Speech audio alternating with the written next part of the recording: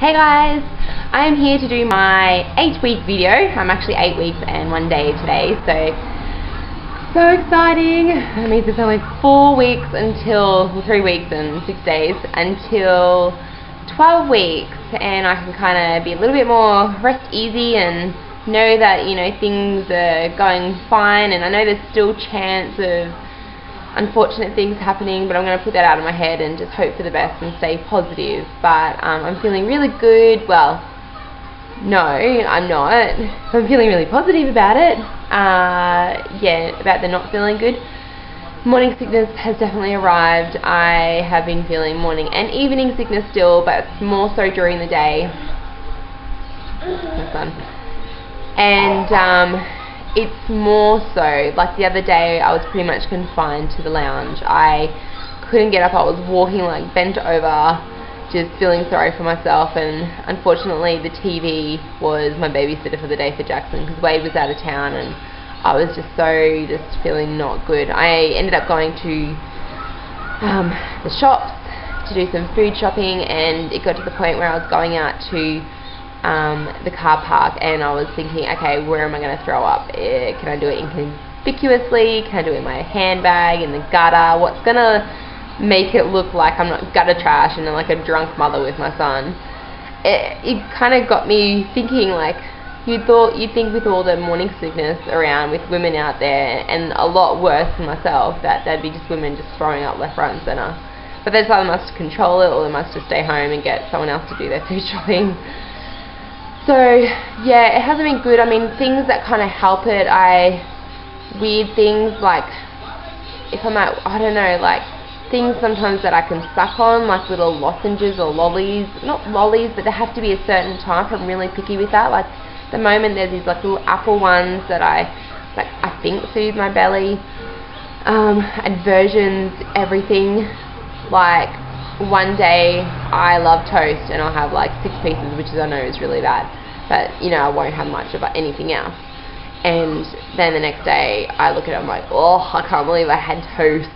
And then one day I went through a period in my last video where I was like, I ate so much ice cream, and now it's in there, but I just don't want it. A really good thing I haven't been craving for is chocolate. I don't think I've had a piece of chocolate since I started, since I knew I was pregnant. Don't crave it, don't want chocolate ice cream, don't want chocolate anything. Thank you. So, I mean, I know that's really good. I've been craving, you know, oranges, fruit. The other night I seen that there was a salad on television. I had to have a salad right then and there, but I didn't have anything for a salad, so that sucked. Then sometimes I'll go out and buy the stuff for things, like a salad, and then I'll get home and I just totally don't want it. I used to love barbecue chicken. I hate barbecue chicken now. Husband had it for lunch. I'm like, I can't put that away in the fridge, like take it all apart and put it in a bowl because I will gag. That's the thing with the nausea. I can describe it as, you know, when you just have that one too many drinks, and it's not like a hangover. Hangovers are better.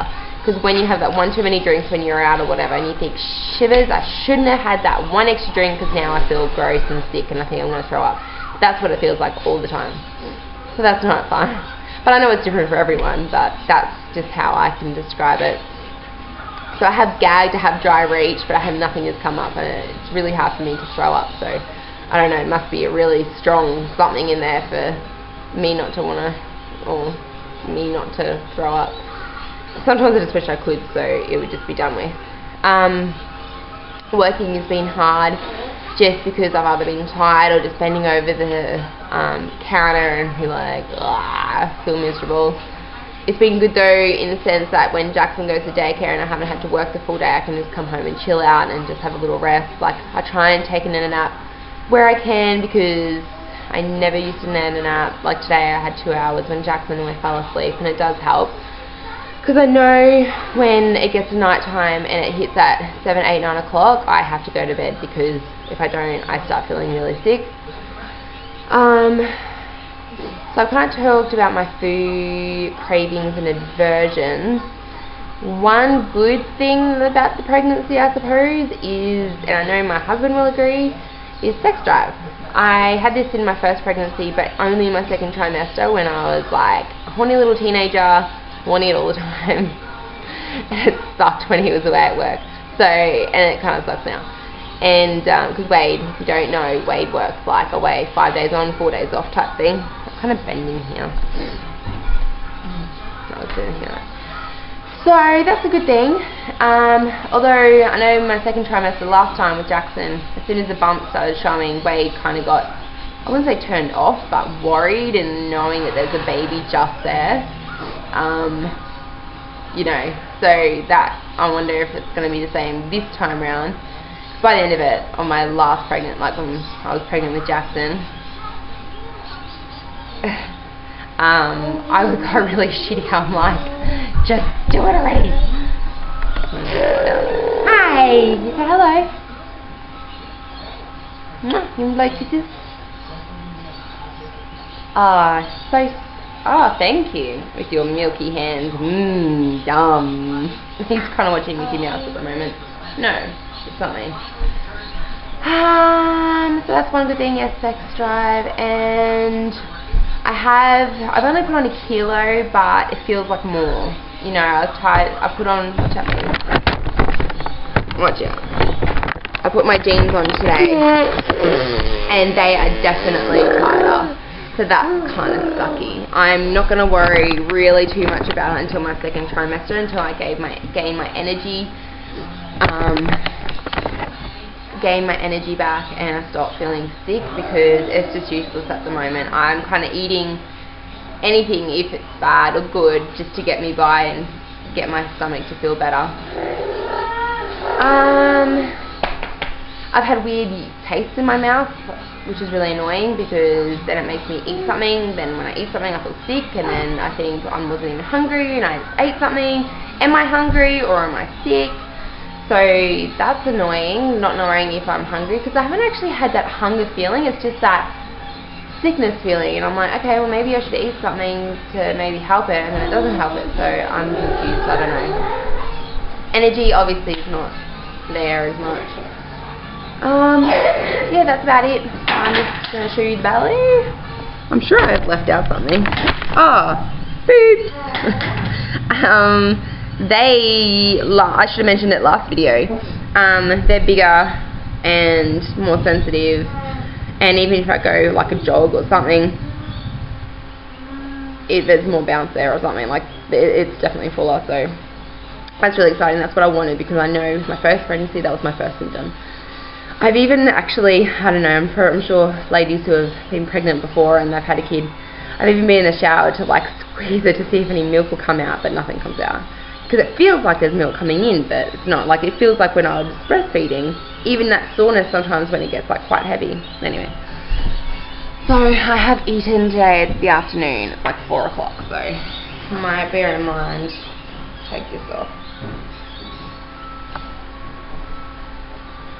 So this is in holding it in, where I would normally hold it in.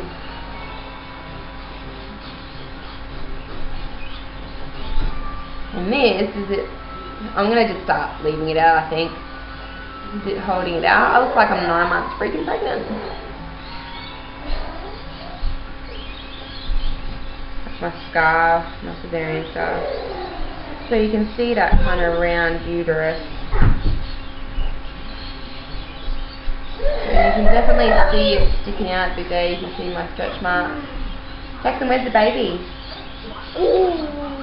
Yeah. Yeah. Oh, that's nice. So, that's that. I'm not going to measure, because it's not going to be a right measurement. I don't even know if I'm going to keep measuring. It's probably not even worth it. Oh, you're showing your belly too. You got a baby in your belly.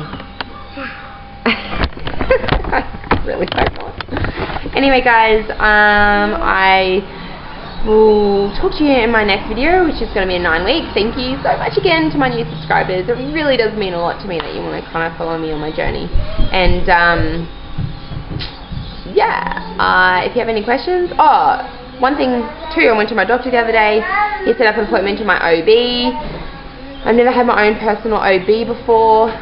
Last time around I went public. For anyone that doesn't know, in Australia you have either public or private. You pay for private, you don't have to pay for public. It's just that means you just have to wait longer for private. I'm just doing my vlog. I hate when you listen to yeah, so this time around hopefully I'm going to get my own room, my own OB, whereas public you just get whoever on the day with OB. You see all these different doctors in between, and but you don't have to pay a cent for it. I didn't have to pay a cent for my whole cesarean, so that was like really good. But it's going to be interesting to see after my private hospital stay, to see with my third, if we go for a third, to see if we're going to go public or private, to know which one is well worth it, because at the moment we're paying $250 for private health cover. That obviously covers dental and different things like that, and that includes pregnancy, and there's like a 12-month waiting period or something when you first join up with private. But now we're covered, and but we're still going to be out of pocket seeing the doctor each time. So on top of our $250 a month, we're still having to pay for each visit that we see at the OB, and for, I think my friend had to pay like $2,000 extra for the anaesthetist, and so yeah, we're going to be out of pocket. But it's going to be interesting just to see how much better it will be having my own room and not sharing with 4 other women and their visiting hours and all their families and crying babies, and if it's going to be a much more pleasant stay in my own bathroom. And yeah, so that's kind of exciting.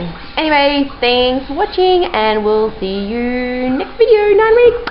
Yay! Bye.